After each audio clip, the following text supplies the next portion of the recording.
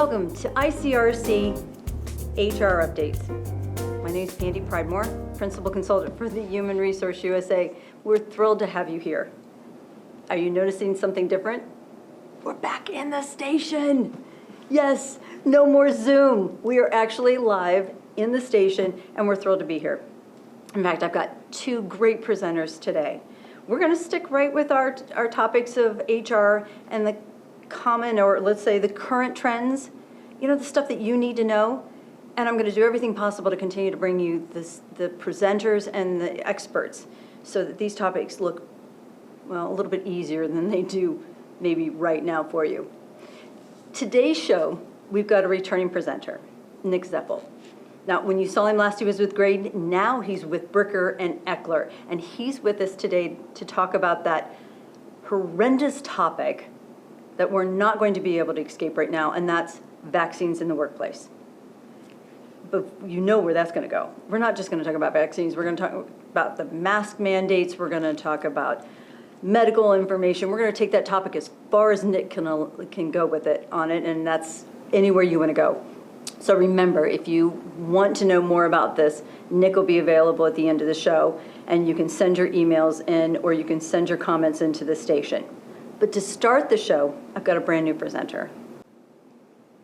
Ryan McCullough, President for Pay Options. Now, this is a payroll service.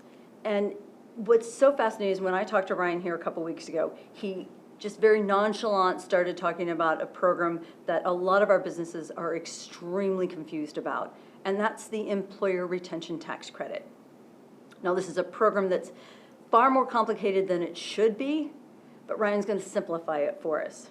So please stay with us. This show is going to be really, really interesting. And of course, at the end of the show, we're going to go over our updates, the trends, the changes that we've been seeing here recently, and some that are coming in employment law. And then, of course, I've got your training tip, which I think is going to be a really good one for you. So again, welcome to the show. And Ryan, I want to welcome you. Thanks so much for making time. Yeah, of course. Happy to do it. We have had so much fun with this show because we've been going from one end to the other in terms of topics. Sure. The HR directors or the people who are doing the HR function, they send in their questions or they send in their frustrations. But this topic actually got stirred up by CPAs. Sure. And you're hearing this quite a bit. Constantly. Dealing with it all the time. It's an interesting tax credit. And if you want me to get right into it, I can.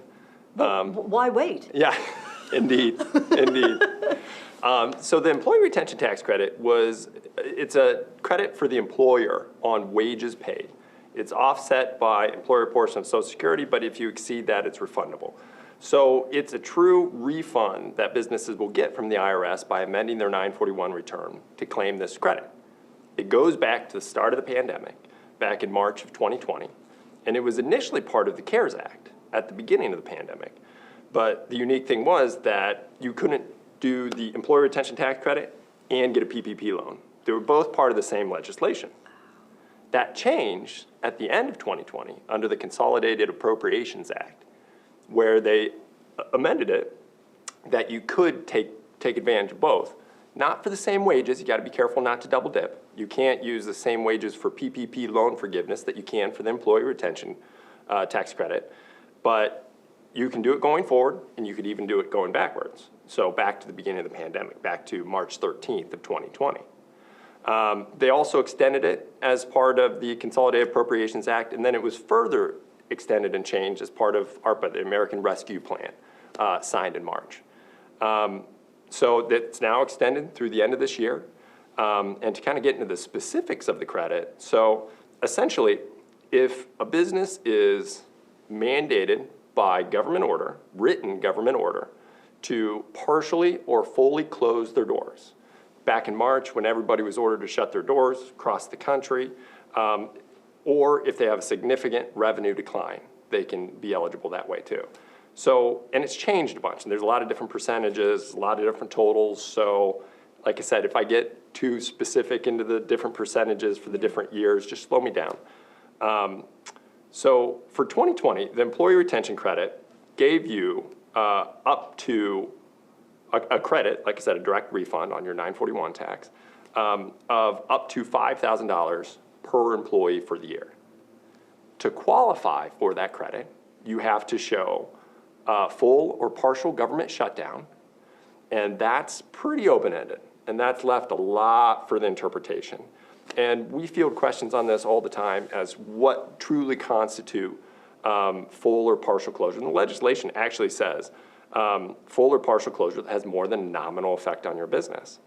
So if your business was, let's say a restaurant was mandated that they shut down their dining room but could still do carry-out service, and that had more than a nominal effect on their business, any wages paid during that time, assuming they weren't used for PPP loan forgiveness or for FFCRA COVID sick pay credits, could be eligible for this credit. And again, up to a total of $5,000 per employee per year. So they can really add up over the course of the year. And many businesses, restaurants, gyms, and you know, different states had different laws, but many businesses would qualify under that partial closure because they were running at capacity.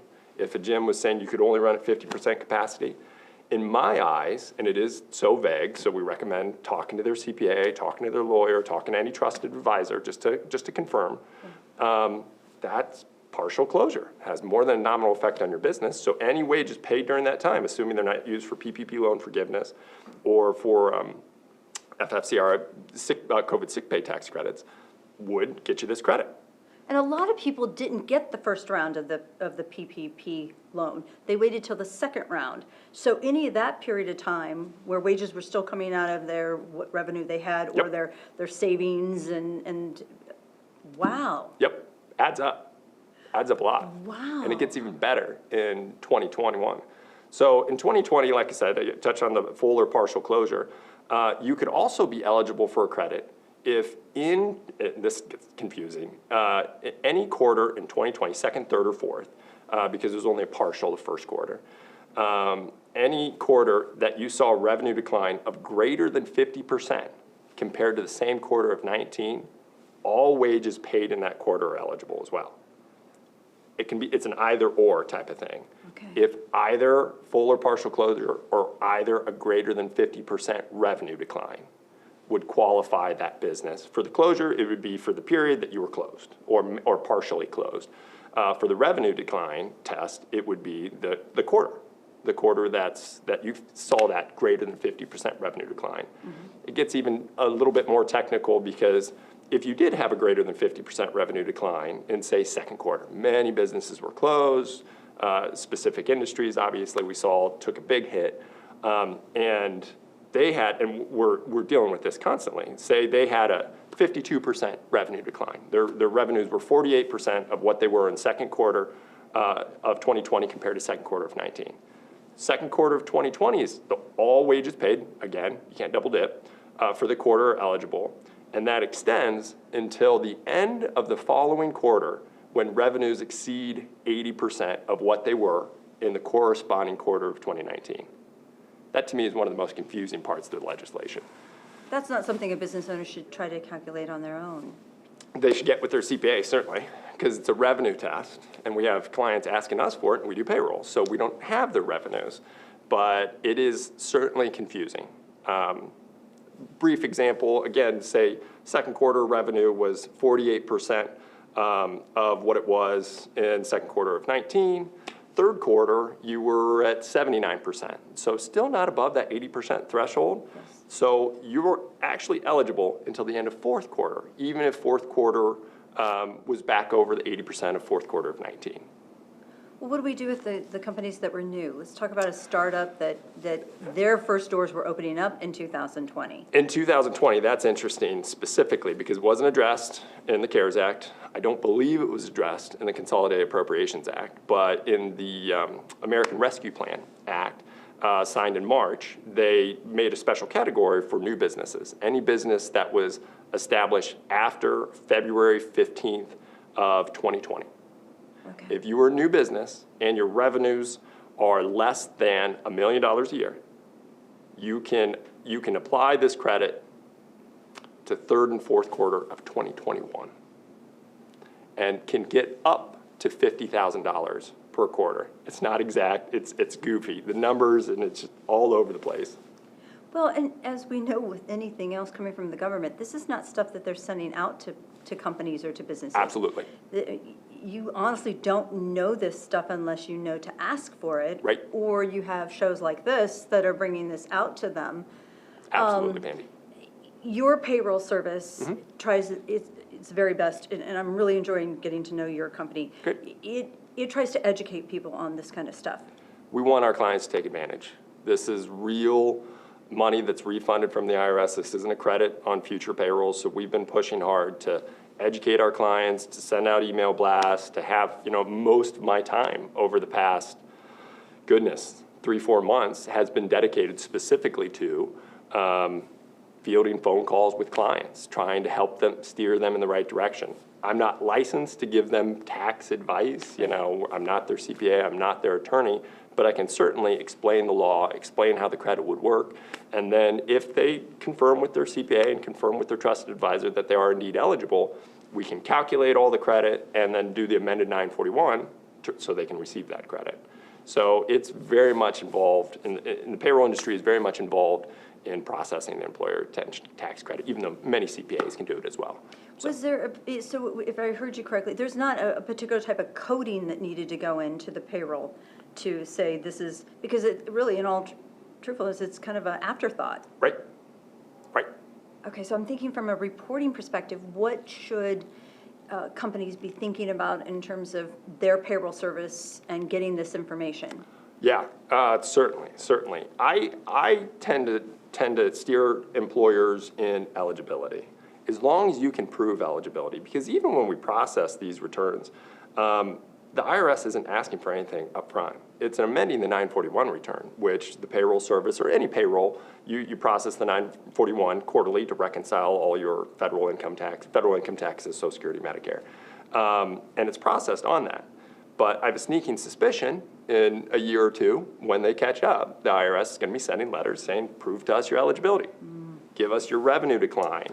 Prove to us what written mandates do you have that you can provide us that shows that you were closed during this period, and also spell out for us what wages were used for your PPP loan forgiveness, what wages for FFCRA COVID sick pay credits, and what wages then are left over for the employee retention tax credit. I don't mean to laugh because it's not a laughing matter, but it's crazy. I know so many companies that are still processing their own payroll. Oh, sure. Yeah. And I'm thinking, oh my gosh. Yeah. They're going to have to go back to, and again, if we're talking about going back prior to the PPP funds, they're going to have to go back to, and this show was very good about stressing that anything having to do with COVID. Yes. Anything having to do with COVID needed to be put into a separate file and into separate records and maintained for a potential audit, right? Right. They've got, what, 4 years that they can come back on companies? On the employee retention credit, they extend it to 5. 5 years. They can come back and audit you 5 years from now. Because they know it's going to take a while to get to all of these. It's a lot of process. Anyone that files a 941 could potentially file this credit. So it's a lot. Yeah. The credit gets better in 2021. So in 2021, eligibility again is either full or partial closure, or a revenue decline of greater than 20% compared to the same quarter in 2019. So we're still going back to 2019 as the benchmark. If the business was not established in 2019, you can use 2020. But rare businesses would be down more in 2021 than they were when they opened up in 2020.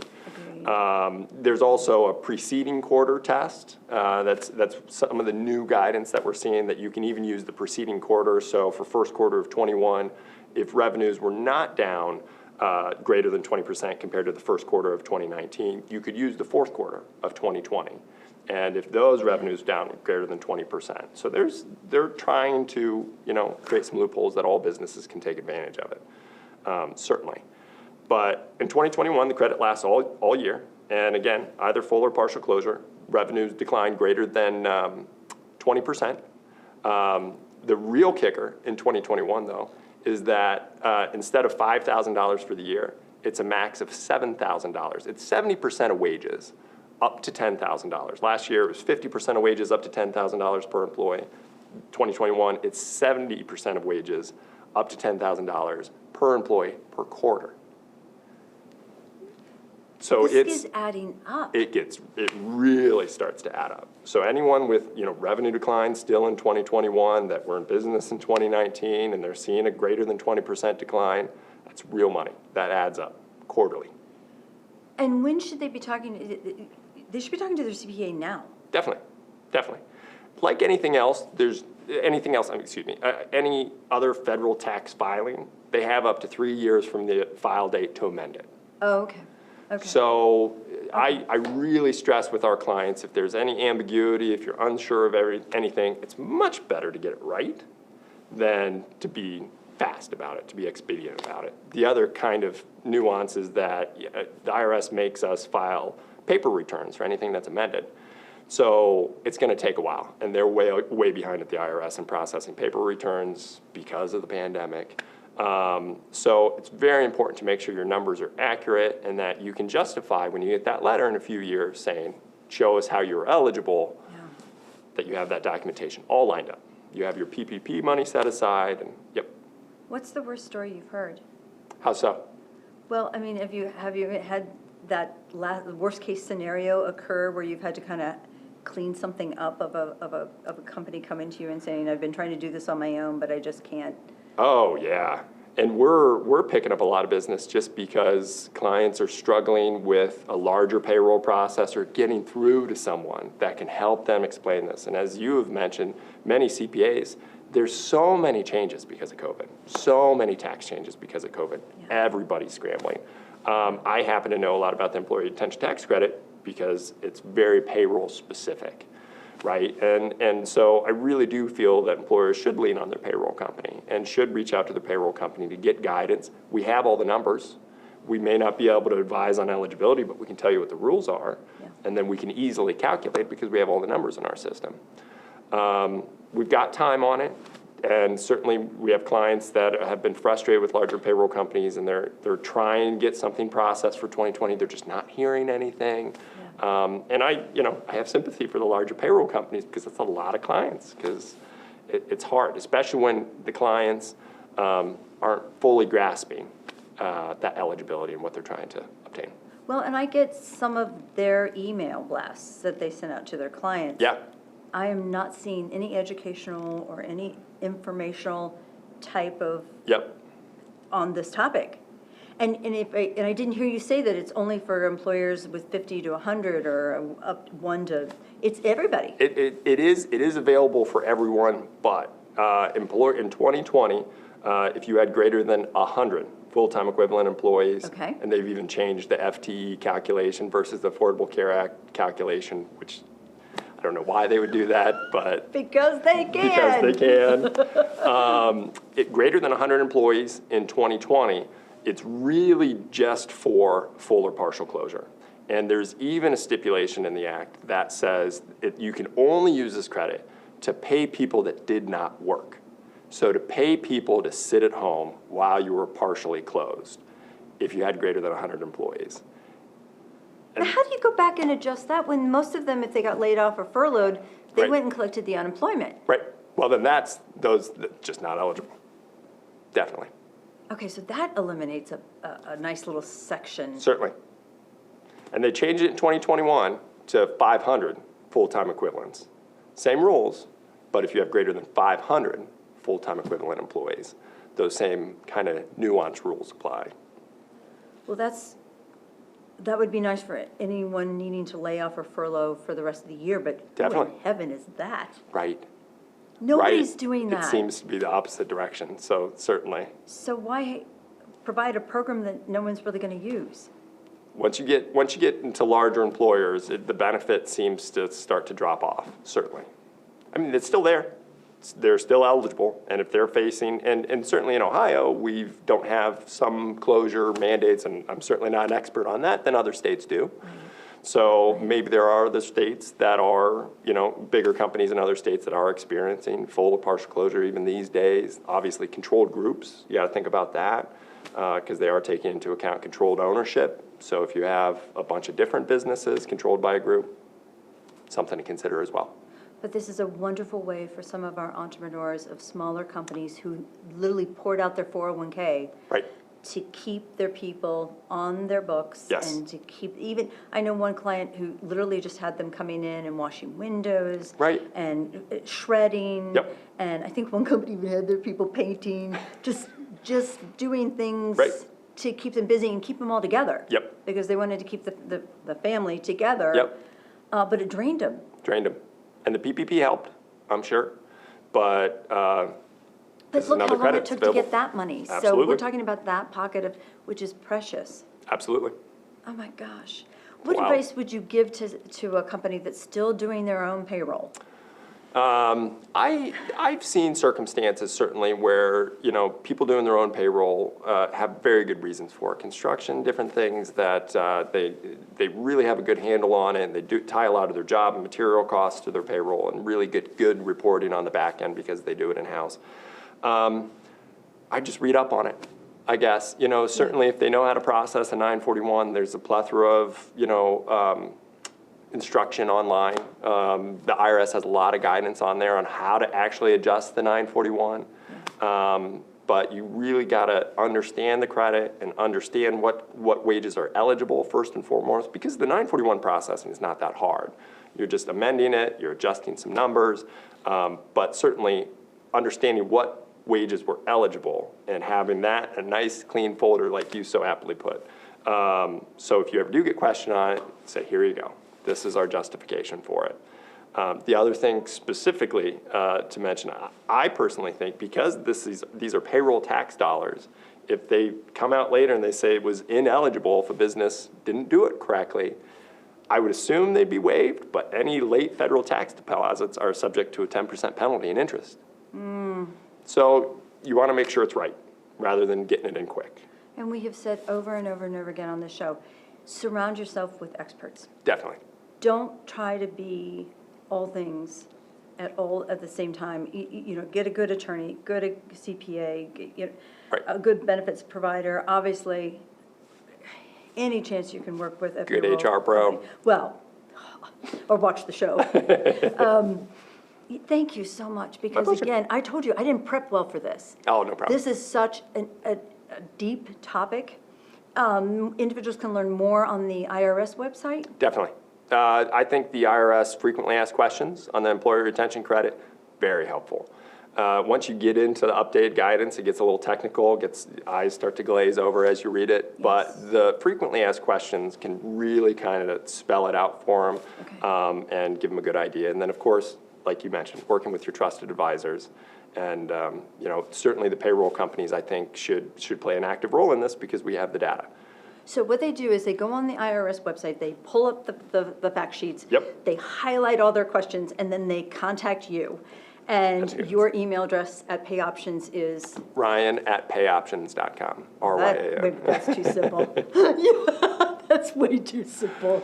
Ryan, thank you so much for coming today. It's my pleasure, Pandy. Again, this has been so much fun. And again, viewers, if you have any questions, Ryan's available. You know, I wouldn't invite anybody on the show that's not going to take your questions. Definitely. So that's Ryan McCullough at PayOptions. Thank you. Thank you, Pandy. Hey, stay with us because I've got Nick Zeffel coming in next, and we're going to talk about, yes, COVID and the vaccine.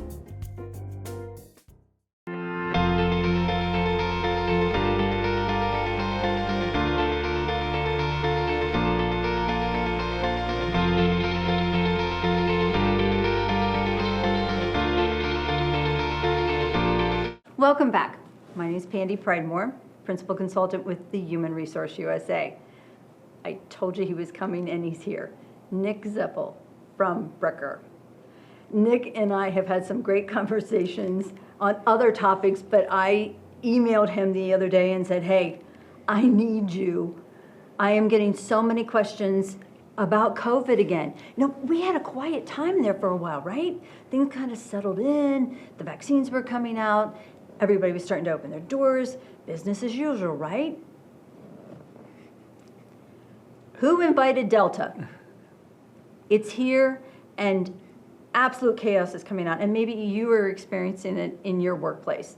Well, Nick's going to actually go through some of those concerns and what he's doing with his clients over at Bricker in terms of how do we deal with this whole vaccine mandate or mask mandate or, Nick, it's all a mandate at this point, isn't it? Yeah, that's a possibility. It's a possibility. It changes every day, as you know. We wait to see what comes out at the state and federal level about every day. But there's a lot of choice for employers out there, and so that's what I've been dealing with a lot with our clients at Bricker is what choices do we have, and frankly, what's the right choice here for their workforce. So a lot of fun, a lot of interesting conversations. A lot of help we can provide there for our clients. Well, it was really nice because there towards the beginning of fourth quarter, I started feeling like the fear was diminishing in the workplace, and it was more just everyone was exhausted. Everyone had COVID fatigue. Nobody wanted to talk about it. Nobody wanted to think about it.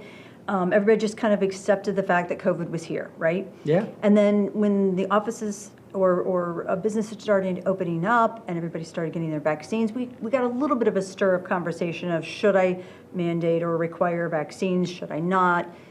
Let's take the viewers all the way through. What are they allowed to ask? What are they allowed to do? And what are the best practices at this point? Yeah, that's a lot to talk about, but You got 25 minutes. That's about all you got. yeah, no, you're right. Fourth quarter, and when we saw the state relax its mask mandates and other mandates related to COVID, we saw business returning back to usual, right? And we did get the questions of would vaccines be mandatory. At the start of when the vaccines really rolled out, a number of people voluntarily got it, but we've hit that threshold where some people choose to or cannot receive the vaccine. And again, it was all well and good until Delta, right? And as these numbers creep back up, we're seeing more of a request or now perhaps a demand for vaccines in the workplace to keep the rest of the workplace safe, to keep the employer's customers, clients, vendors safe as well. So the question is now, can we mandate vaccines in the workplace? And as an employer, yes, we can. The EEOC's guidance from last year said that, and even with the vaccines having only emergency use authorization, employers are still permitted currently to offer or mandate those vaccines for their employees. Now, we haven't seen a ton of employers make that choice, and in fact, some have, but not many, especially around here. And those that have, historically, we've seen a number of cases crop up nationwide on challenging whether we can mandate vaccines under just this emergency use authorization approval with the FDA. And to date, the courts have said, yes, we can. So as we move forward, we're starting to get a number of more calls about, as Delta's rising our COVID positive numbers, we're getting more questions of can we mandate vaccines in the workplace? Absolutely we can. That's not changing. We're seeing these vaccines move towards full approval under the FDA. And the devil in the details is what do we do when employees cannot receive the vaccine, whether that's for a disability or for a closely held religious belief. And that's where a lot of our questions, a lot of our counseling is going to right now with employers. Well, let's talk about the points that the EEOC has published as being the things that employers have to consider if they're going to take someone in, either provide an accommodation or make that requirement for the vaccine.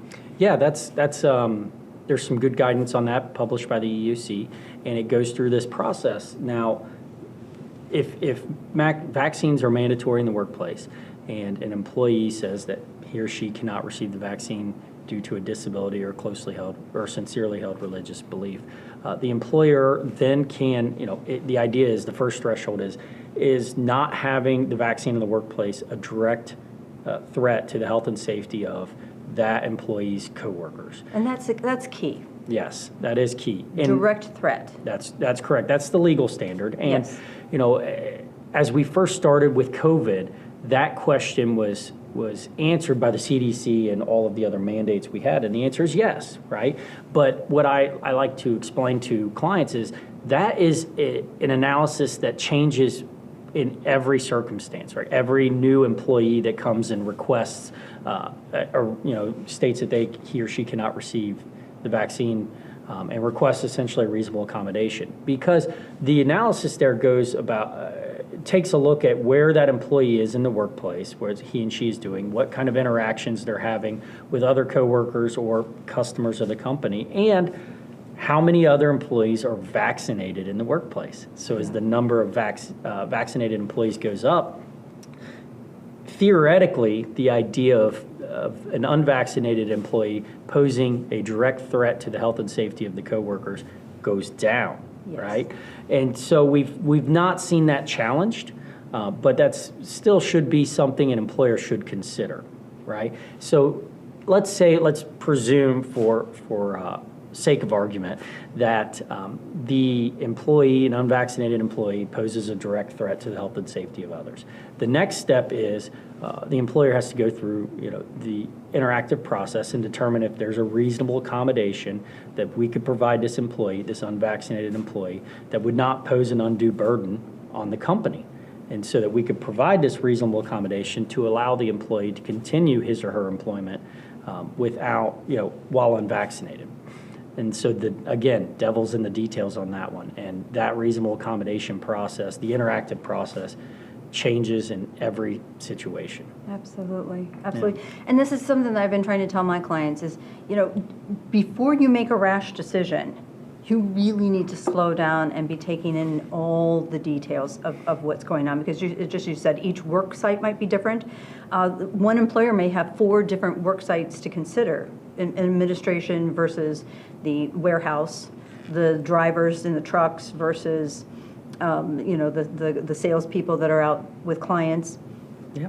And one of the questions that I got from one of my the viewers was, can I just go out and ask how many people have been vaccinated, because no one's turning anything in, we're not making it required, but can I at least go out and ask everybody? Well, absolutely. You can ask for it, and when you ask for that, that's not a medical inquiry, under the ADA, right? So you can ask for that information, but if you do require documentation, proof that employee is vaccinated, i.e. the vaccination card, that card is medical documentation, and it must be kept confidential under the regulations of the ADA.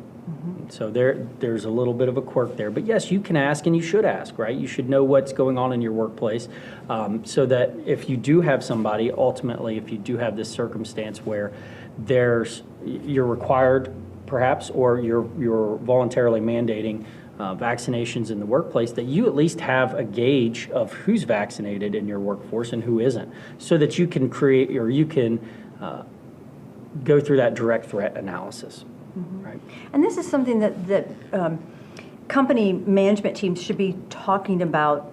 Well, they should have been talking about it actually third and fourth quarter last year in preparation for bringing people, but even our essential workers that have never skipped a beat. This is something their management teams should really be talking about, is what is our tolerance level? What is significant risk? And how are we going to handle it, based on the departments and who's there? One of the things that we've stressed on previous shows is management teams need to all speak the same language. So if one person's saying, or if the business owner says, well, we're not going to require the vaccines, the supervisors shouldn't be out there trying to push and promote the vaccines on the floor, thinking or making the impression that it's mandatory. Yeah, that's absolutely correct. I mean, management teams should be, at least, even if now they're not going to require vaccines in the workplace, they're not going to mandate it. You need to think about whether that's going to come down from the state of Ohio down the road, and you need to plan for that type of scenario. And that would be a healthy conversation for the management team. And also, in that context, through this reasonable accommodation process we've talked about for those who have a disability or a sincerely held religious belief that prevents them from receiving the vaccine, there needs to be some specific language that the management understands, the frontline managers, that they understand and know if it comes from the employee, if they say something, that they have the proper channel Yes. of how to navigate that employee to the right person in the company to go through that interactive process. We don't want our frontline managers just, like you said, making these rash decisions, because in my experience, any manager, any company that makes these rash decisions without thinking it through, those are the ones that end up on the headlines, right? Well, and they're the ones who are normally making rash decisions or comments out of their own personal, emotional belief system. That's correct. And not what the company wants to be represented. Let's talk about incentives, because it hasn't been a big topic here recently, but I think that, again, with the Delta and the possibility of boosters coming forward, let's talk about what our constraints are, what our ability is to offer incentives to get people vaccinated. And private employers are certainly allowed to offer the incentives. Now, remember, there needs to be a caveat for those who, you can't treat individuals differently because they have a disability or a sincerely held religious belief, so you need to build that into these incentives process. It becomes kind of wonky and difficult, but that's something we certainly can do. We've seen a lot of employers in the past offer incentives. We've seen the state of Ohio offer incentives to become vaccinated, and they've worked, right? They have worked to date, but this is me just being personal. I don't know if that's going to increase the number of vaccinated employees the way, those, the CDC, those, in government watching this, whether it's the State Board of Health, would like for purposes of herd immunity. So they're there. I've seen a number of employers offer, whether it's a cash incentive to additional vacation days or whatever you may, the sky's the limit, really. But they've seen moderate success there. So if we've got an employer who is looking at a choice of an incentive or mandatory vaccines, you catch more flies with honey. So at least, start off with the idea of perhaps an incentive. And ultimately, if you need to, for the health and safety of your coworkers, for your customers, if you need to go to a mandatory vaccine, you're not dealing with, going from 0 to 100. Yeah. You're going from perhaps 60 to 70 to 100. We have a question that came in regards to, it's a medical facility, doctor's office, and they were asking can they actually reassure or can they tell their patients which individuals are vaccinated and which aren't? Because some of their patients are asking, is the nurse in the room with me going to be or is vaccinated? Well, like I said before, just the inquiry of whether an individual is vaccinated or not is not a medical inquiry for purposes of the ADA. So that's not confidential information. Now, it goes down to good practice, whether that's good practice for your customers and a good communication for your employees. But you certainly have that right. And now I will tell you, you mentioned that's a doctor's office, right? That's a whole separate ball of wax, but OSHA's got their new standard that mandates certain leave and other kind of COVID-related things for hospital-based settings. Also, so if we've got healthcare employees out there, something else you need to consider, and that's been a big change. Just off the top of my head, the idea of require or allowing or being mandated to have certain days off for COVID positive employees, right? We had the FFCRA, we had that Right. the paid sick leave. It's now voluntary moving into 2021, but certain employers it's now mandatory as of a month ago. Well, and what's interesting is just enough of that word is getting around to some of the employees of other non-medical employers, so now they want to pick up, well, I think I've been exposed, so I want to go get the test, but since I need to wait on the test, I want to get paid for the days that I kind of self-quarantine. No symptoms, no real contact other than, he saw her a couple days ago. Yes. So that Yeah. was another question. Are employers obligated right now to pay for a quarantine without symptoms just because they're getting tested? Most employers aren't. It's voluntary, right, under the Paid Sick Leave Act from the FFCRA. It's voluntary. If you do, you can, the employer can receive a tax credit for those days off for that sick leave offered. But no, you're not required to. We dealt with our clients dealt with a number of growing pains around that when the paid sick leave was mandatory. And so as they did that, they had those horror stories, right? The one or two bad eggs that would try to use that to their advantage.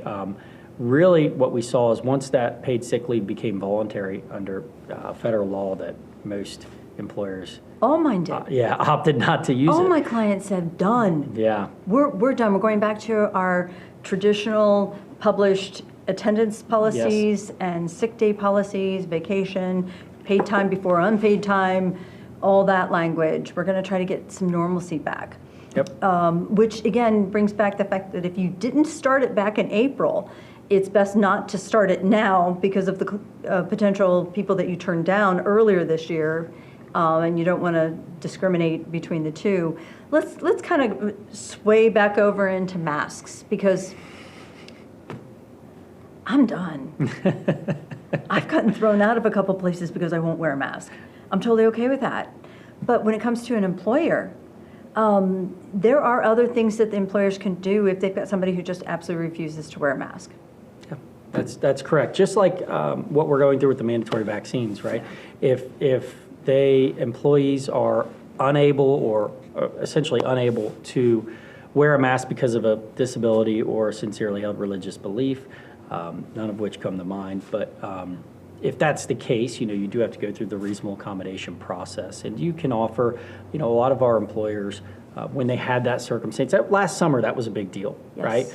Yes. We had a number of those, and, one of the ways to easily deal with that was, looking at where this person's located in the office. Not that you necessarily have to jump to telework, right? It's not, the reasonable accommodation offered does not need to be the employee's favorite or best choice. It just needs to satisfy what is required there, and that is to keep the employee away from those who are wearing a mask to protect their health and safety. So that's the employer's choice, so long as it fits that. And so the employers would look at relocating their workspace within the office, not telework, or onto a different shift where there's not as many employees. And so there's a number of accommodations around those who are unable to wear a mask. Now, much like vaccines, we're the mandatory vaccines, we have seen, based on CDC guidance, a number of employers initiate mandatory masks again, even for those who have received the vaccine. And they're well within their right. These are private employers, for the most part, that have that right to do so. Public employers do as well, for the most part. But you're right. The problem we're experiencing with it is the employee discord, I think, for lack of a better term, No, absolutely. that you're getting from this. And, Absolutely. And so it comes down to, like I said before, more of a policy choice. I think full circle this is a policy choice, and you need to think about that, what that's going to do to employee morale. Are you going to need to deal with a number of reasonable accommodations in the workplace? And, those are hot button items. How are you going to communicate it to your employees to keep morale up? Because you know much more than I even, Pandy, the current labor market. I mean, Exactly. Employees can go wherever they'd like, and so if this becomes something that they consider, and I truly believe it will, you need to think about that before you implement these mandatory masks or vaccines in the workplace requirements. And you made a very good point. I want to bring this up. You said policy. When you say policy, you're not specifically saying that it has to be written. It's a policy of practice. Correct. Because things are changing so fast.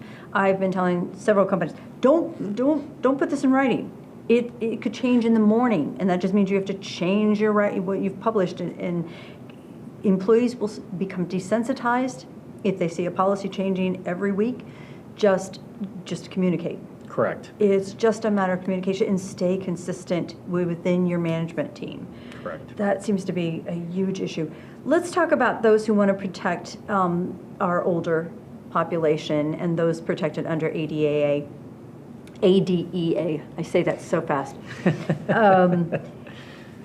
You know, we have to be really careful with them, but sometimes we can do a little bit special for them. You can. I mean, a little, but you know, if you're treating them more favorably because they're older, you know, 65 or older. yeah, you can treat, that's the dynamic of ADEA, and perhaps this is for another conversation, but you know, the ADEA protects older employees, right, from adverse terms and conditions in the workplace. Okay, it doesn't mean that they have to have the same terms and conditions as younger employees. In fact, they can have more favorable terms and conditions in the workplace. So that's where you are able to offer additional accommodations for the older employees. And I have seen those. You know, there's one in particular is you can, you know, I've seen a lot of employers who have this telecommuting policy where a number of employees, but the vast majority of their workforce was telecommuting, right? And they've scaled that back as we have climbed out of the pandemic into the beginning of this year. But they did leave a caveat for those older employees or those immunocompromised employees to remain working from home if they so chose.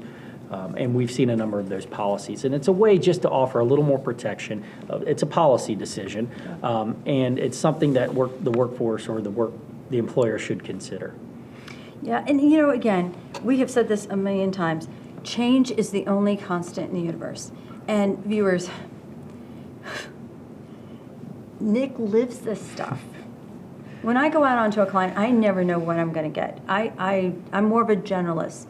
But when I bring you a labor or an employment lawyer, I'm bringing in experts that live this stuff. They literally bury and submerge themselves in these topics. He and I mentioned the guidance from the EEO. Well, you can see what I do with mine, okay?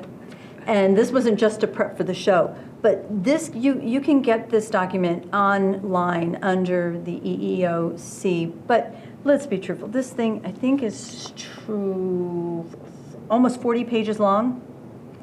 And it has so much information, and you can see the dates of when it's been updated. But when you have an expert like this, so I want you to feel really, really comfortable.